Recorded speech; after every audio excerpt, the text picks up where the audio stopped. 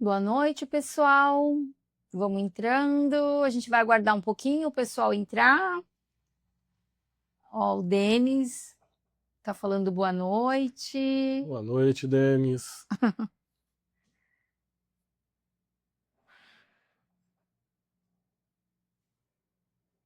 Boa noite. Vamos aguardar o pessoal entrar um pouquinho, né, doutor? Uhum. E hoje hoje a gente vai falar de alguns temas aí que foram as perguntas, os casos, né, que surgiram na semana para esclarecer o pessoal que tem bastante dúvida. Bastante gente entrando em contato, bastante gente agendando, Uhum. né? Vamos resolver o problema de todo mundo. É isso aí. Então vamos lá. Vamos começando devagar. Pessoal, como todas as lives, vocês podem colocar as perguntas nos chats, ok? A gente está transmitindo pelo Instagram, pelo YouTube, e vocês podem fazer as perguntas que o nosso time vai mandando as perguntas aqui para a gente poder responder para todo mundo, tá bom? Letícia, Keiko, boa noite. Nakazato Mari, boa noite. A Mari tá sempre presente, É né? a Mari, né? Falou com a gente no domingo, né? É, E tá aqui nos que prestigiando. bom. Pessoal, vocês podem mandar essa live para o pessoal aqui através desse aviãozinho, né? Aqui embaixo no Instagram e no YouTube através dessa setinha. Vocês conseguem compartilhar com todo mundo e convidar as pessoas para a live, tá bom? Que as pessoas que vocês acham que podem se beneficiar dos dessas informações, né? Que são tão importantes. Tem mais pessoa aqui falando boa noite, Solange, Japa Core, Amanda, boa noite. Então vamos começar. Boa noite a todos, é uma alegria estar aqui com vocês novamente, né? Essa noite de quarta-feira. Nossas lives estão acontecendo às quartas e domingos, às quartas às 20 horas, horário de Brasília, e no domingo às 9 horas da manhã, ok? E obrigada também a cada um de vocês, né, que resolveram passar a noite aqui conosco para esclarecer dúvidas tão importantes que impactam diretamente na vida de tantos brasileiros que vivem ou viveram no Japão. Hoje o nosso tema vai muito além da aposentadoria. Vamos falar também sobre divórcio, inventário à distância, direitos que muitas vezes são deixados de lado por falta de informação, mas que podem e devem ser garantidos mesmo morando fora do Brasil. Nós vamos apresentar aqui o nosso convidado ilustre. Temos conosco hoje um dos maiores especialistas do país nesses temas, Dr. Fausto Marcaça Baldo, advogado com mais de 25 anos de experiência, mestre em Direito Previdenciário, referência nacional em Planejamento Previdenciário Internacional. Doutor Fausto, seja muito bem-vindo. Obrigado, Cláudia. É sempre um imenso prazer estar aqui. Boa noite a todos que nos assistem. É uma honra contar com a sua presença, O doutor. prazer é sempre meu. Durante toda a transmissão, fiquem à vontade para mandar suas perguntas aqui nos chats. Vamos responder as mais comuns ao vivo. Vamos tentar responder todas, na verdade.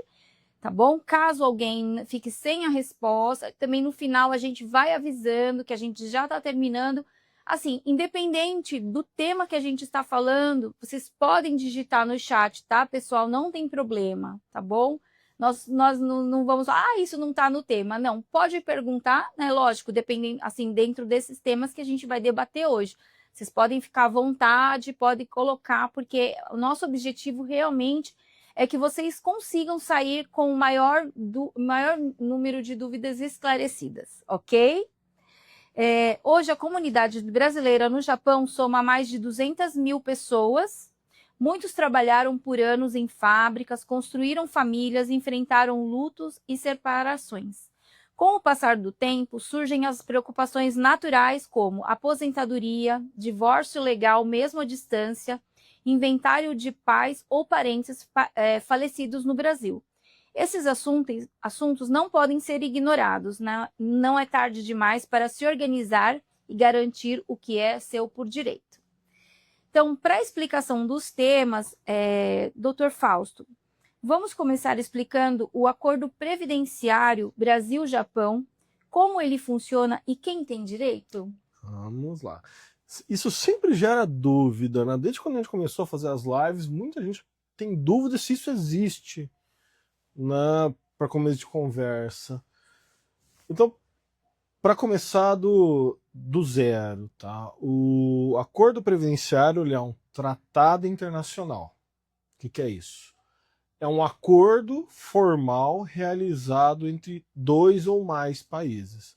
No caso, o tratado da aposentadoria ele é feito entre o Brasil e o Japão.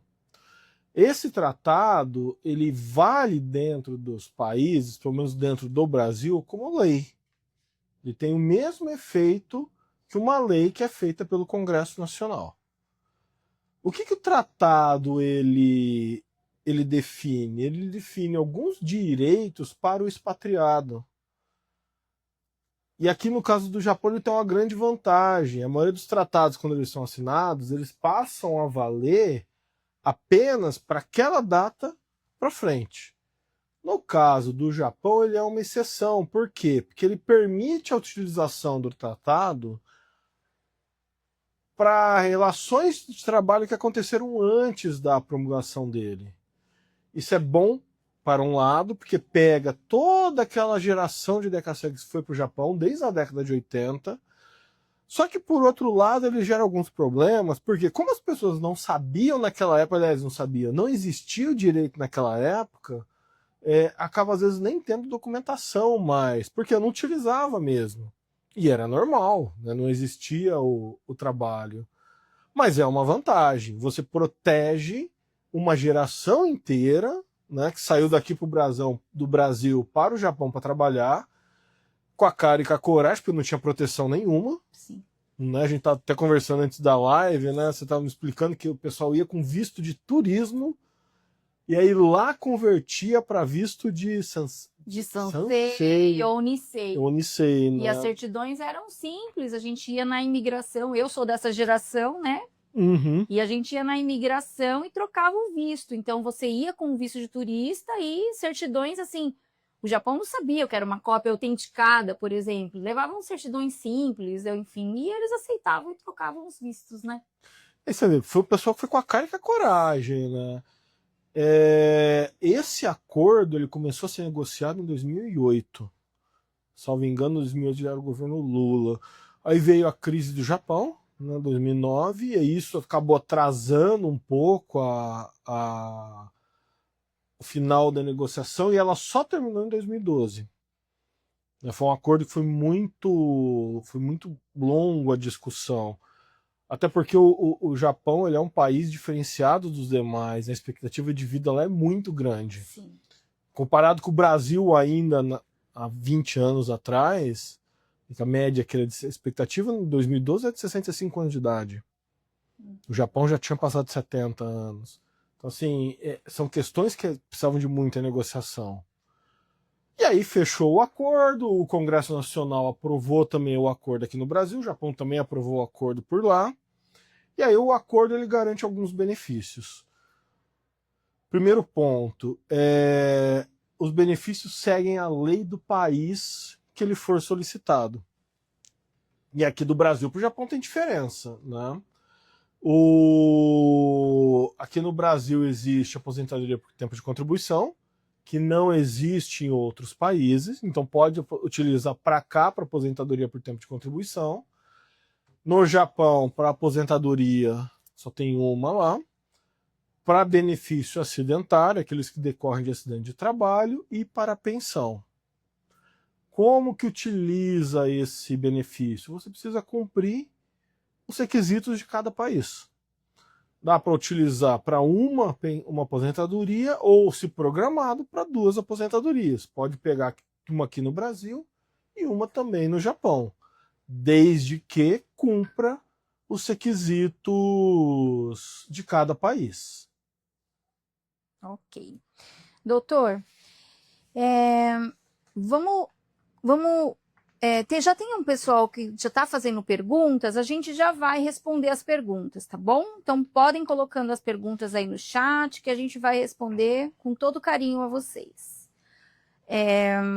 Doutor, vamos falar um pouquinho sobre o divórcio à distância e sobre o inventário, um pouco, e aí a gente vai voltar para os casos reais e as perguntas e respostas.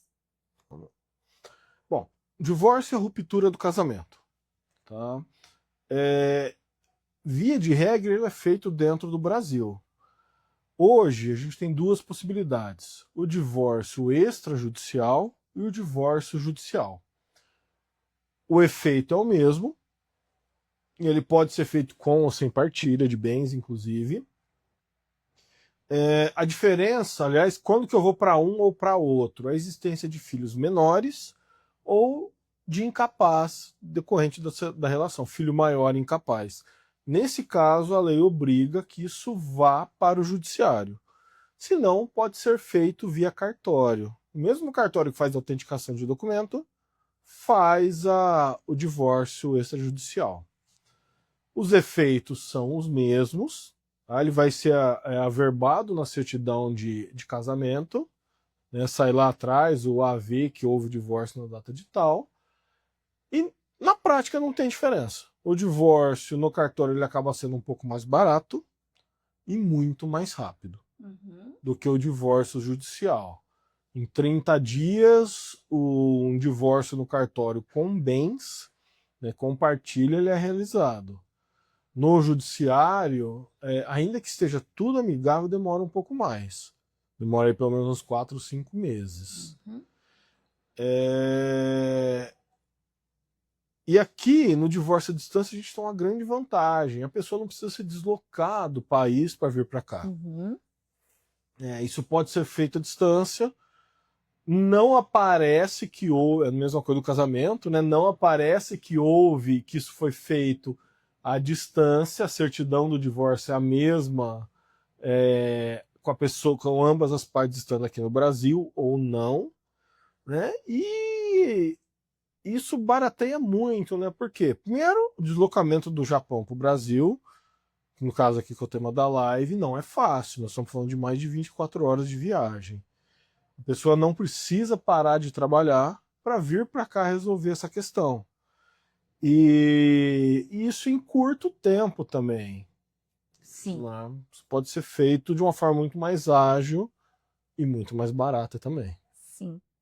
E sobre o inventário, que muitas vezes é deixado de lado, mas pode gerar problemas graves no futuro. Como resolver estando longe do Brasil, doutor? Então, o inventário, na verdade, é a mesma questão do divórcio. Ele pode ser feito também no cartório ou judicial. A regra é a mesma. Se tiver filhos menores ou incapazes, obrigatoriamente precisa ir para o cartório, para o judiciário, senão fica no cartório. O inventário, não fazer o inventário dá consequências. Primeira consequência é a multa do pagamento do imposto. Aqui no Brasil, os bens que estão aqui no Brasil, quando acontece o óbito, a pessoa tem 60 dias para recolher o imposto. Se não recolher, multa, juros e correção monetária. E para isso não tem discussão, porque o cartório ele é obrigado a recolher a guia e o comprovante de pagamento. Fora que isso pode atrapalhar a administração do bem. Por exemplo, eu tenho um imóvel que foi herdado, mas eu não fiz o inventário. Então o imóvel continua no nome da pessoa que faleceu. E aí eu, Fausto, resolvo alugar esse imóvel. Meu inquilino passa a não pagar. Eu vou precisar justificar para o juiz o porquê que eu, Fausto, que não sou proprietário do imóvel, porque o imóvel ainda é do espólio, né? O espólio é a figura jurídica dos bens deixados para alguém que falece. Eu só sou proprietário do imóvel a partir do momento que a partilha for feita. Antes disso, os bens são do espólio. Se não tem inventário, não tem administrador do espólio. O inventariante, a figura que assume a incumbência do inventário, ele é um administrador dos bens. E aí eu preciso fazer toda uma manobra para poder explicar para o juiz por que eu, que não sou proprietário e não tenho procuração do proprietário, estou ingressando na justiça ou estou protestando um boleto de pagamento que não foi feito para poder garantir o direito de receber os aluguéis. Então, assim, além do custo financeiro que tem de não fazer o inventário, isso impacta na administração dos bens também. Eu não consigo movimentar aplicação financeira. Hoje, no Brasil, com o falecimento, os cartórios já comunicam o falecimento. Então, o banco fica sabendo, o cartório de imóvel fica sabendo. Isso vai impactando na administração dos bens. Uhum, entendi. Então, doutor, vamos responder aqui a pergunta do Hiroshi. Boa noite, tudo bem, Hiroshi-san? Trabalhei no Japão por 20 anos, voltei há 8 anos para o Brasil. Hoje já estou aposentado no Brasil. Posso aposentar no Japão também? Boa noite, Hiroshi, tudo bem? Bom, como você está aposentado no Brasil, não tem como, a não ser que fosse para uma revisão, aproveitar esse tempo, né? Mas é possível, sim, aposentar no Japão. 20 anos de contribuição no Japão, mesmo pela regra de hoje, já é suficiente para aposentar. Agora, precisaria ver a idade se cumpre o outro requisito, né? O Japão, ele não tem só aposentadoria por tempo de contribuição. Lá é um conjunto de idade e tempo de contribuição. Mas sim, é possível. Ok. Pessoal, se vocês têm dúvida, querem uma consulta mais específica de vocês, né, do caso, etc., entre em contato através do nosso WhatsApp, que é o 11 91181 1181 1717, ok? Através desse número, a gente vai conseguir fazer um atendimento mais direcionado com o setor jurídico, ok? Vamos para outra pergunta aqui, doutor, da Letícia Keiko. Tudo bem? Boa noite. Trabalhei em fábrica no Japão no período de 2003 a 2012, nos quais os 2 primeiros anos eu era menor. Não pagava Kokumin nem Kin, mas mesmo assim é possível incorporar esses anos para o Brasil? Boa noite, Letícia, tudo bem? Eu vou dividir sua pergunta, tá? O fato de você ser menor e trabalhar na fábrica não é um impedimento. Tá? Precisaria ver como que foi feito essa forma de contratação. Mas se foi um trabalho formal, como aqui no Brasil tivesse carteira assinada, tudo bem. Segundo ponto, não ter pagado o Cocumin. Não necessariamente é obrigatório o pagamento. Tá? O acordo ele fala em trabalho formal.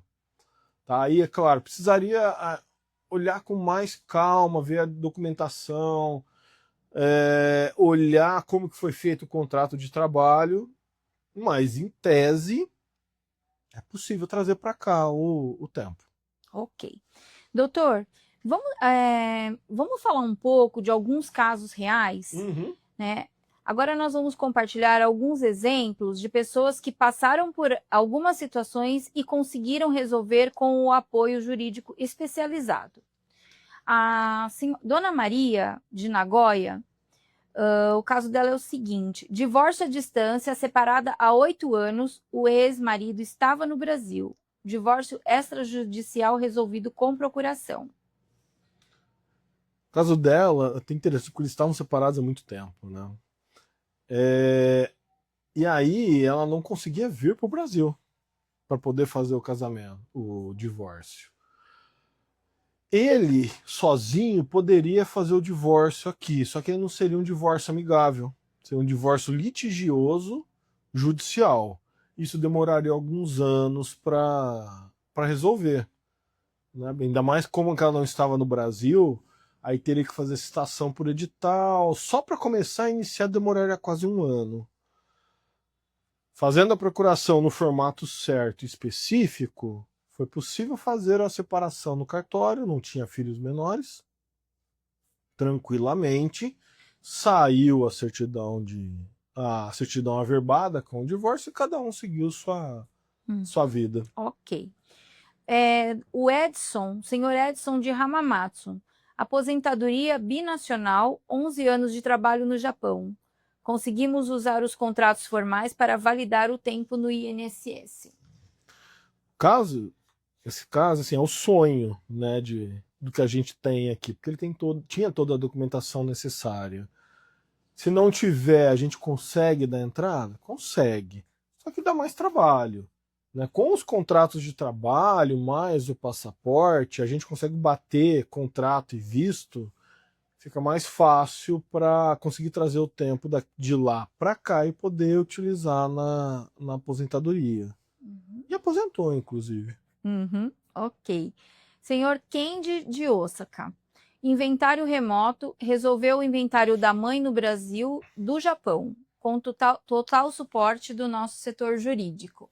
O caso do Kenji, ele também não podia vir para o Brasil e precisava vender o imóvel.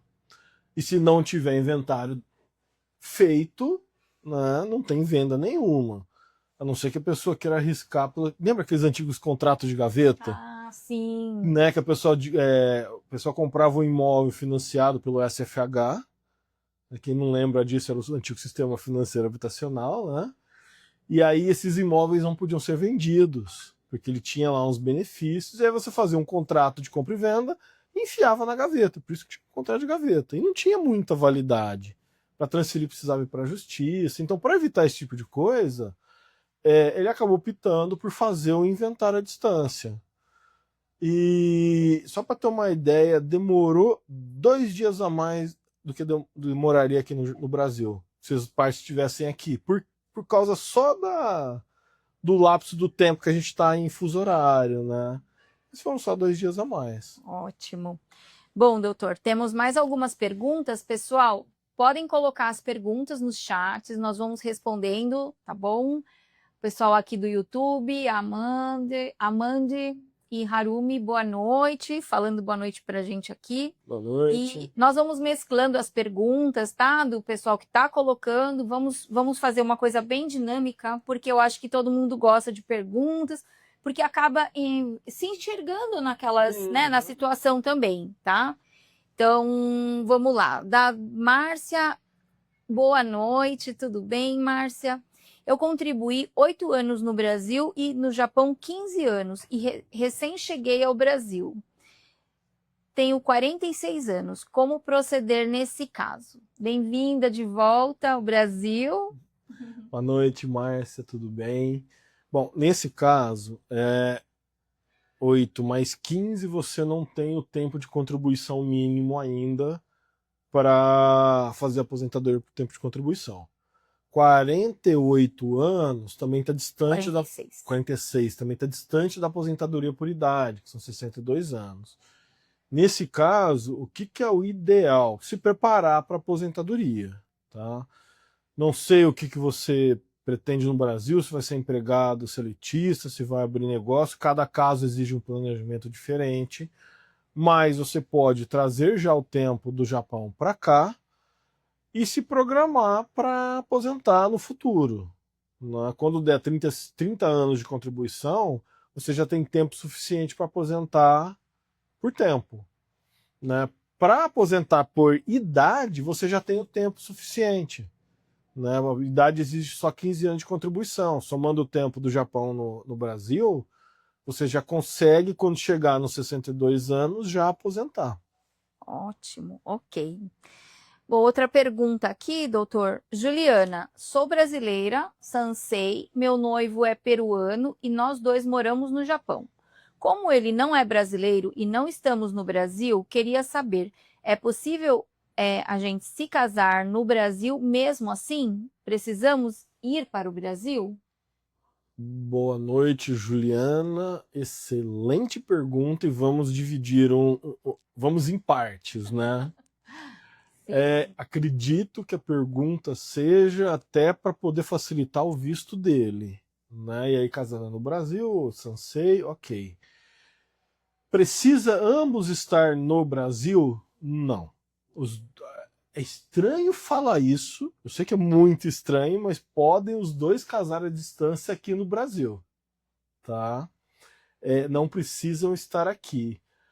Mas tem um pequeno detalhe, ele por ser peruano, ele precisa obter alguns documentos no Brasil, e um deles é o RNE, né, que é o Registro Nacional de Estrangeiros. Mas, tranquilamente, é possível sim ambos casarem aqui, à distância. Ok. Doutor, sobre os casos atendidos, a Kemi e o Leonardo tiveram uma pensão por morte, conseguimos acesso ao benefício através do acordo internacional após o falecimento do cônjuge. Uhum.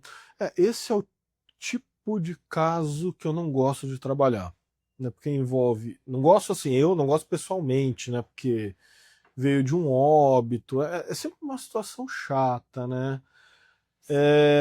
Mas sim, foi possível resolver o problema, foi pensão por morte para a esposa e para um filho, né? Eles conseguiram a pensão. O acordo facilitou bastante isso, até porque foi possível solicitar aqui no Brasil, sem precisar deslocar para lá, ajudou e economizou muito tempo também, né? E esse foi um caso que me impactou bastante por causa do óbito, enfim, tô meio Sim. manteiga derretida às vezes. Doutor também é uma pessoa, né? Tem sentimentos, né? Uhum. Bom, vamos lá. Doutor, o senhor Carlos de Gifo, divórcio e novo casamento. Estava separado no Japão, mas não legalmente. Regularizamos e liberamos o novo casamento. Isso. No caso do Sr. Carlos, ele estava separado de fato, né? Que é quando a pessoa ela é formalmente casada, né? Acabam se separando. Antigamente a gente chamava de separação de corpos, mas ainda no papel eles continuam casados. E ele queria casar de novo, mas para casar novamente e não cometer o crime de bigamia, que é ter dois casamentos, precisa fazer o divórcio. Como o casamento foi feito aqui no Brasil, o divórcio precisa ser feito aqui no Brasil. E aí, novamente, feito à distância, sem precisar o deslocamento dele. Depois o casamento foi feito à distância também, ele não estava no Brasil, só a noiva que estava. E aí conseguiram resolver isso num tempo até bem razoável, considerando a data do divórcio, né? Que bacana. Bom, pessoal, nós vamos responder aqui algumas perguntas, tá? E vocês podem colocando aí no chat que a gente vai responder, tá bom? Quem tiver dúvida e quiser entrar em contato, né? O nosso setor jurídico está à disposição para atender, ok? O WhatsApp é o 11 91181 1717, ok? Doutor, trabalhei 10 anos no Japão. Tenho direito a me aposentar? 10 anos ainda no Japão não dá o direito de se aposentar. Mas ele pode ser complementado para tanto de trabalho quanto de idade, e aí sim poder se aposentar. E aí, se não tem o interesse de aposentar no Japão, pode trazer esse tempo para cá e somar com o tempo do Brasil. Ok. Doutor, não contribuí com o Shakai Hoken. E agora? Então, agora precisa verificar as formas de contratação que teve, se chegou ou não a pagar o Kokumin, né, para verificar se é possível trazer o tempo de lá para cá. Né? E a gente começa analisando com o tipo de visto que tinha. Ok. Doutor, preciso ter contribuído nos dois países? Sim, precisa. Para trazer o tempo do Japão para o Brasil e utilizar esse tempo, precisa ter um ano de contribuição aqui no Brasil, 12 meses. Ok. Doutor, normalmente, quanto tempo demora o processo para aposentadoria? Só a aposentadoria, ela é rápida. Tem aposentadoria que sai no mesmo dia. Tá? A aposentadoria com a averbação do tempo do Japão, aí nós estamos falando mais ou menos em 6 meses.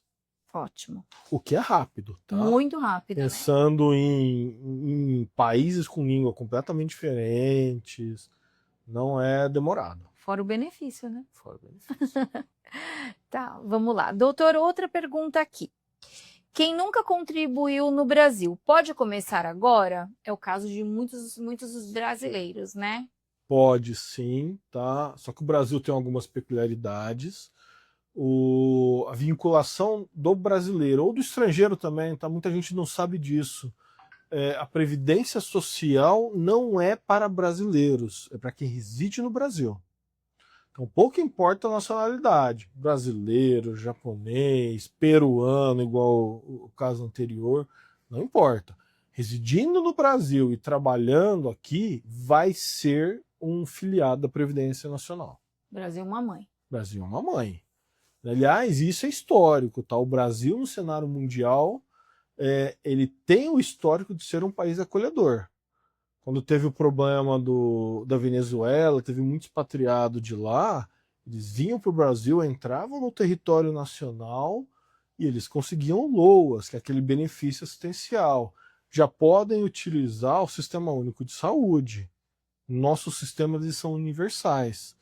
É bom por um lado, gera problema financeiro para o outro, mas o fato é esse. Trabalhou no Brasil, é vinculado. Estrangeiro que nunca trabalhou aqui, tendo a documentação correta, também consegue recolher a distância. No caso do expatriado, se quiser continuar contribuindo aqui no Brasil, tem um jeito certo, tem uma guia correta e um tipo de vinculação específica. Não dá para sair contribuindo com qualquer código. Não, inclusive teve acho que foi na semana passada uma pergunta que a pessoa falou assim, mas isso é fraude. A forma que ele colocou o recolhimento era fraude mesmo. Recolher como contribuinte obrigatório. Contribuinte obrigatório é aquele que presta atividade remunerada dentro do Brasil ou estando em missão oficial pelo Estado brasileiro. Esse é o contribuinte obrigatório. E isso realmente é fraude. Quem está morando fora não trabalha no país. Mas não quer dizer que não possa fazer do jeito certo. Isso é muito importante, que isso é uma das dúvidas que acaba gerando e as pessoas falam, não, mas isso não pode. Então, isso é importante entender, ter uma orientação especializada, né? Porque, vamos supor, estou no Japão, trabalhei aqui, contribuí aqui, e aí migrei para o Japão. Resolvi continuar contribuindo. Se eu contribuir como o antigo autônomo, dono de casa de baixa renda, rural, isso tudo não vai ser contado. Por quê? Porque a Previdência ela tem acesso às informações que constam nos bancos de dados da União. Vai saber que eu não estou no Brasil e aí vai pedir para comprovar o trabalho aqui. E eu não vou conseguir. Então, o que vai acontecer? Vou perder meu rico dinheirinho. Ok. Doutor, vamos para algumas perguntas aqui. A Kemi, meu pai mora comigo no Japão. Ele recebe a aposentadoria do Brasil aqui no Japão já tem uns 7 anos. Ouvi dizer que não pode ser descontado nada, mas acho que está sendo descontado sim. O que fazer? Boa noite, Akemi, tudo bem? Nesse caso, o que acontece? A hora que retira a aposentadoria daqui do Brasil para o Japão, a Receita Federal tributa a um imposto específico. Isso não pode acontecer. Tá? Pelo mesmo acordo que a gente tem da Previdência, tem também uma imunidade. Né? Então é possível, se estiver sendo descontado, é possível fazer duas coisas. Obter uma liminar, aí precisa ser judicial, não dá para ser via cartório, para suspender o pagamento do imposto, e também é possível uma medida que a gente chama de repetição de indébito, que é recuperar até os últimos 5 anos do que foi pago indevidamente. Ok. Tá? E não precisa também retornar do Japão para o Brasil para fazer isso. Dá para fazer Dá tudo para fazer. por lá. E essa é uma ação que tem uma vantagem, inclusive, não tem audiência. Que às vezes a pessoa também já é idosa, né, doutor? Então, até para deslocamento, tem que vir com alguém, né? E tudo isso, então dá para fazer tudo online. Porque se pensar, não faz sentido a pessoa ter que vir para cá, gasta muito dinheiro. Não é uma viagem barata. Sim. Né? Às vezes empata o que gastou com o que vai receber, não tem muito sentido. Por isso que esse tipo de ação ela é feita para fazer tudo à distância mesmo. Ok.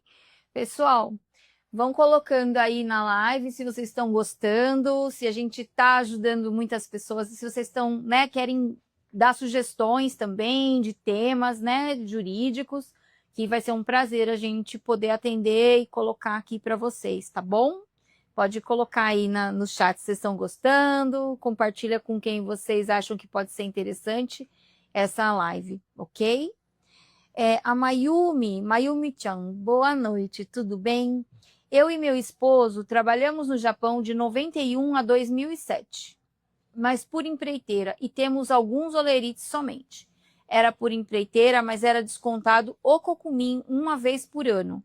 Há possibilidade de conseguir aposentar?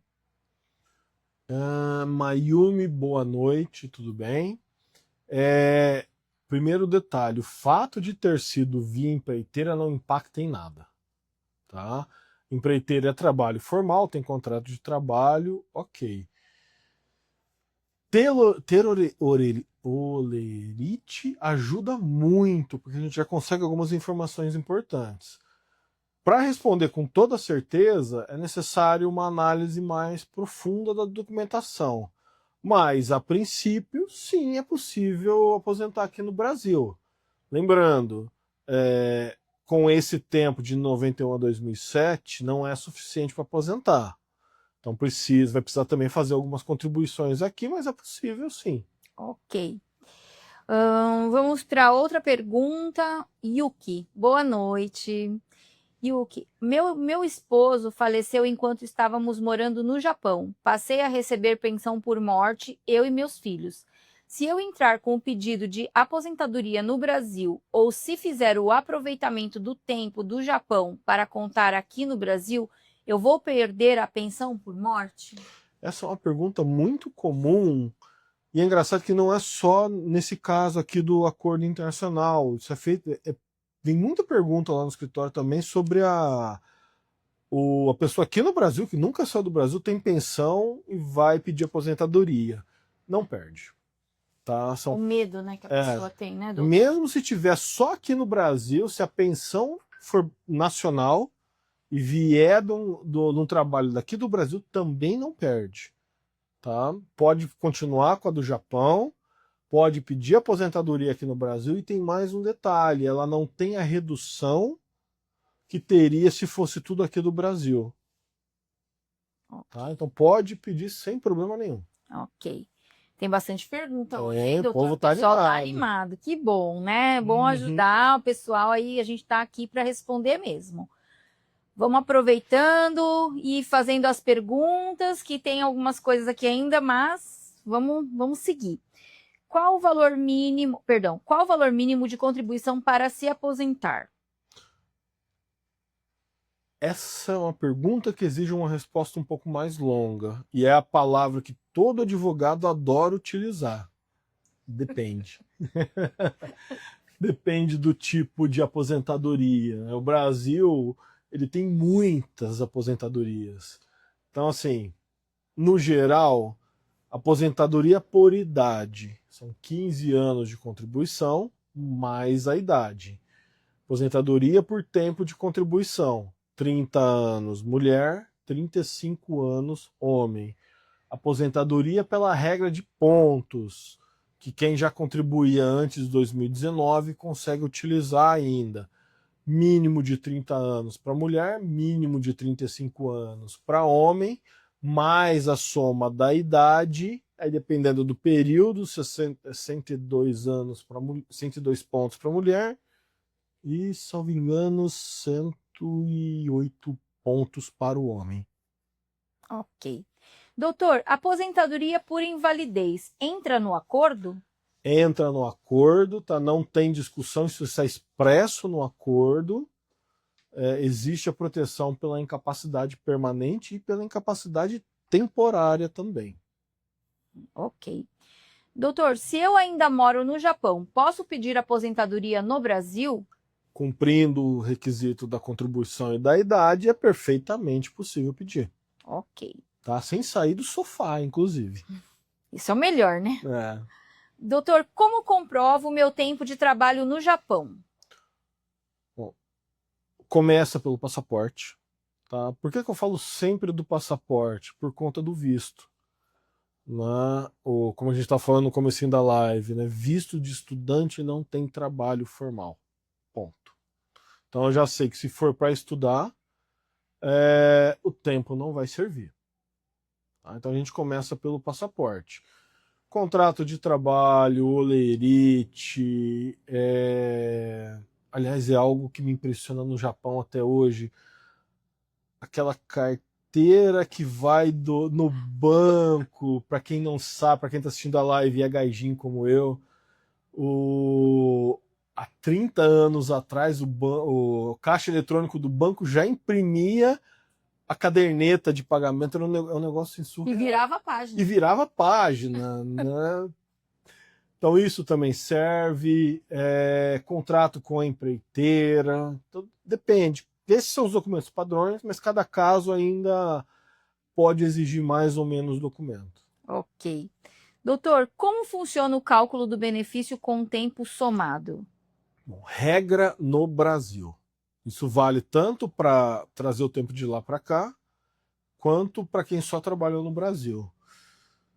Se eu não conseguir comprovar o quanto que eu recebia, isso vale até para quem tem contrato de trabalho via CLT, o cálculo vai ser pela média e o período que eu não consigo comprovar vai ser sobre um salário mínimo. Sempre. Por exemplo, trabalhei para uma empresa, a empresa era picareta, ela descontava o meu INSS sobre o meu salário, mas não transferia para a Previdência. E quando está nesse ponto, provavelmente também não pagava fundo de garantia. E eu, uma pessoa muito desorganizada, não guardava os documentos e nem olhava a Previdência. Se eu não conseguir comprovar com documentos da época quanto eu recebia, esse período ele vai entrar com um salário mínimo. Se eu conseguir comprovar, aí vai pelo salário que eu comprovei. O tempo eu não perco, mas eu perco na média. No caso do Japão, é a mesma coisa. Se eu conseguir comprovar, ok. Lembrando que essa comprovação ela só é de julho de 94 para frente. O trabalho anterior, eu só comprovo o tempo, não comprovo o salário, porque não entra no cálculo. Isso é uma grande vantagem para a primeira geração, que foi, né, porque foi na década de 80. E aí atualiza para a data do dia do pedido da aposentadoria, soma tudo e divide pela quantidade de contribuições. Média aritmética simples. Ok. Doutor, como funciona o... Perdão. Existe algum risco de perder o direito se eu demorar a pedir? Não. Você só perde o direito com a morte, porque aí muda o benefício. Tá? Mas fora isso, não adquirindo os requisitos para aposentadoria, pode pedir. Agora, qual o problema? Quanto mais tempo demora, demora para verbar, mais tempo o processo vai demorar. Ok. Doutor, posso acompanhar o processo mesmo morando no Japão?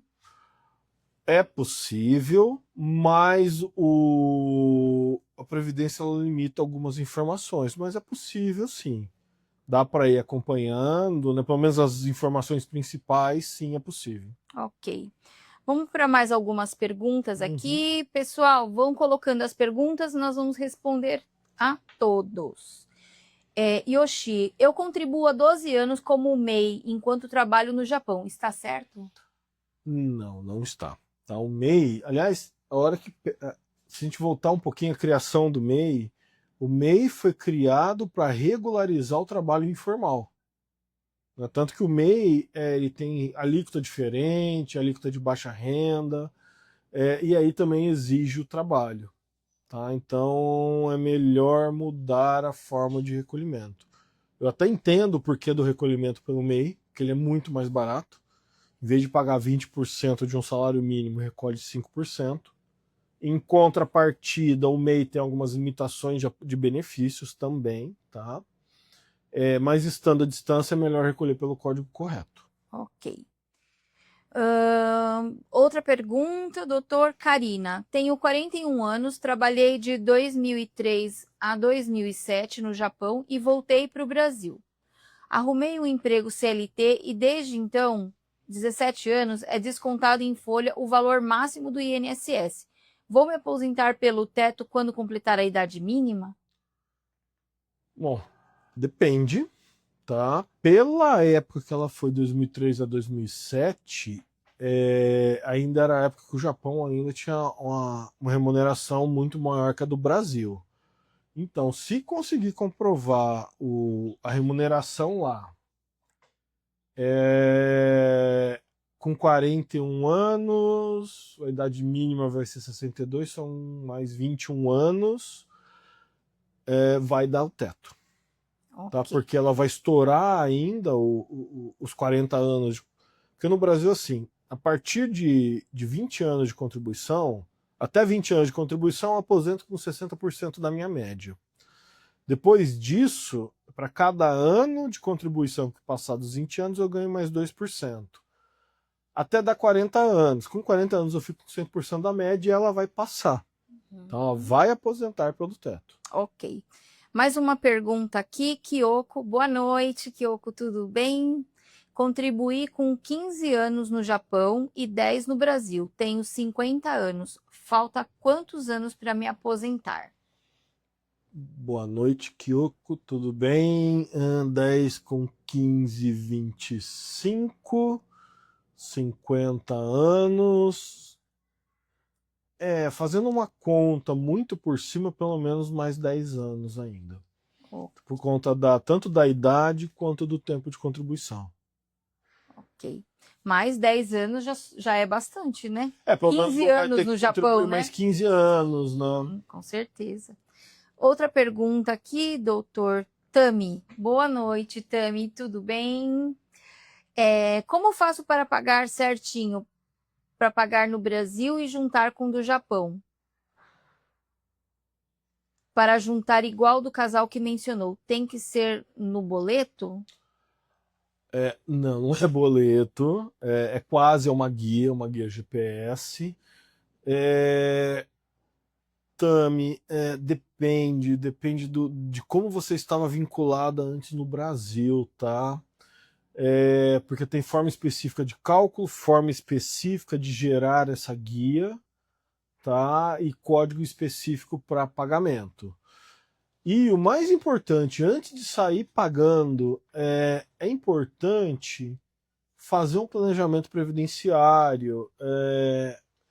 Porque o planejamento previdenciário ele tem 3 vertentes.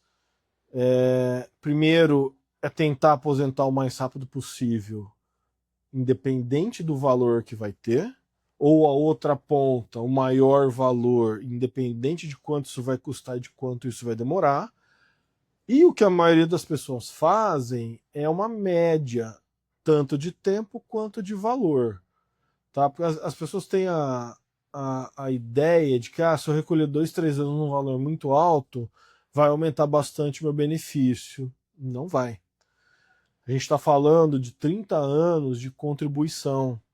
Pela média aritmética simples, aí não tem segredo. Né? 2 anos, por exemplo, eu recolhi 33 anos de um salário mínimo. E aí eu recolho 2 anos de teto do INSS, não vai fazer diferença. Vai aumentar pouquinho, então não vale a pena. Tá despendendo muito dinheiro para pouco retorno financeiro. Ok. Pessoal, estamos chegando ao fim da live. Vão colocando as perguntas que nós vamos responder, ok? Temos mais algumas perguntas aqui, doutor. Meus pais faleceram no Brasil. Posso resolver daqui? Tá, eu vou tentar ser mais rápido agora nas respostas. Sim, é possível. Tá?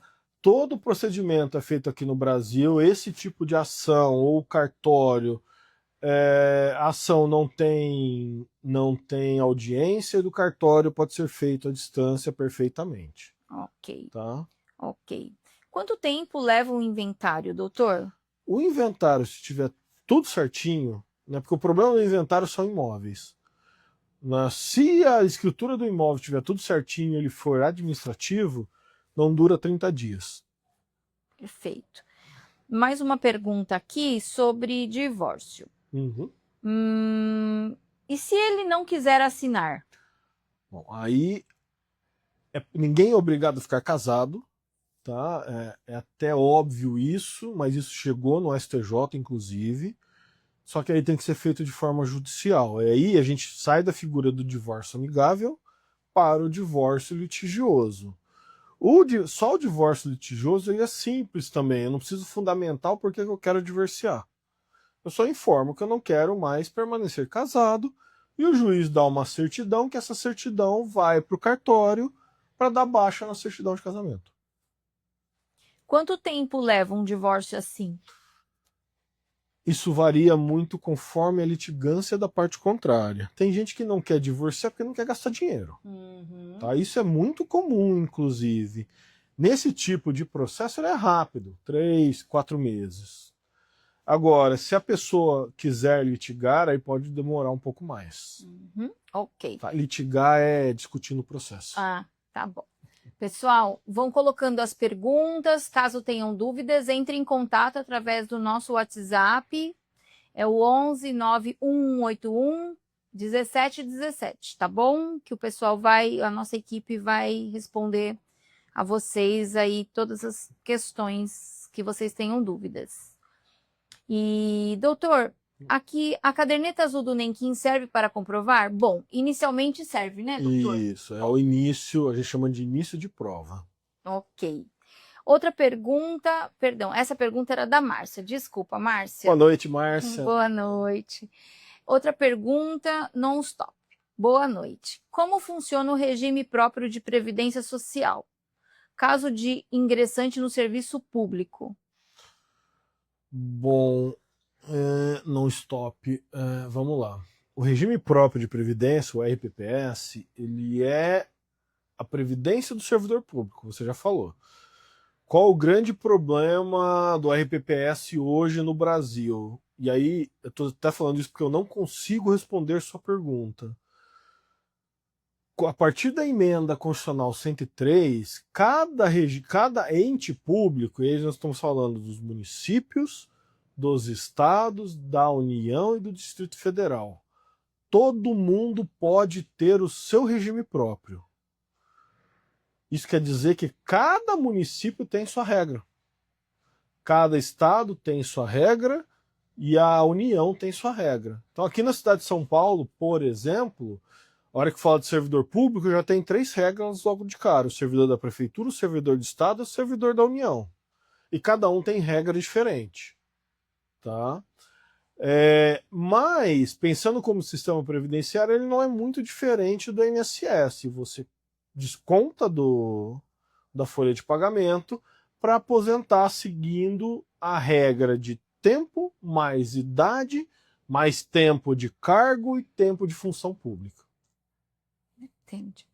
Vamos lá. Pessoal, mais perguntas? Temos mais algumas aqui, doutor, mas já estamos indo para o final da nossa live.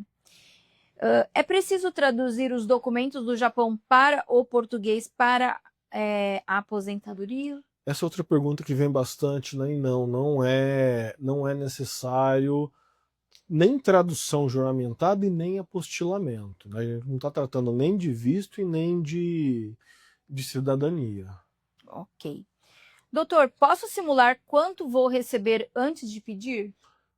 Pode, tá? Aliás, deve, inclusive, até para não ter surpresa na hora de pedir o benefício. Ok. Infelizmente, estamos chegando ao fim da nossa live, mas antes de encerrar, quero reforçar. Planejar é cuidar do futuro, seja a sua aposentadoria, o seu casamento ou o patrimônio da sua família. Tudo pode ser resolvido com suporte jurídico correto. Doutor Fausto, muito obrigada por compartilhar tanta informação valiosa e a todos que nos acompanharam, o nosso carinho e gratidão. Compartilhem com seus amigos e familiares. As nossas lives podem mudar vidas e acontecem todas as quartas e e quartas-feiras às 20 horas e no domingo às 9 horas no horário de Brasília. Para um atendimento individual, a gente pode enviar o formulário para vocês para uma análise gratuita. Fale com o nosso setor jurídico através do nosso WhatsApp. Boa noite e até a próxima. Eu acho que entrou mais uma pergunta ali. Será que dá tempo da gente... Vamos ver aqui. Peraí, pessoal. O suporte está avisando. O suporte aqui funciona, viu? Desculpa, gente. Boa noite, Ademar, senhor Ademar Cazu. Boa noite. Doutor, a declaração de imposto de renda do Japão vale? Ademar, boa noite. Vale sim, tá? Aliás, ela ajuda muito porque ela tem o valor pago de previdência. A gente consegue, dividindo por 12, chegar numa média salarial. Vale sim. Ótimo. Obrigada, doutor, pela sua disponibilidade. Pessoal, boa noite. Boa noite, Claro, doutor. mais Muito uma obrigada. vez, obrigado pelo convite. É sempre um imenso prazer estar aqui, né? E até domingo. Até domingo, pessoal. Obrigada.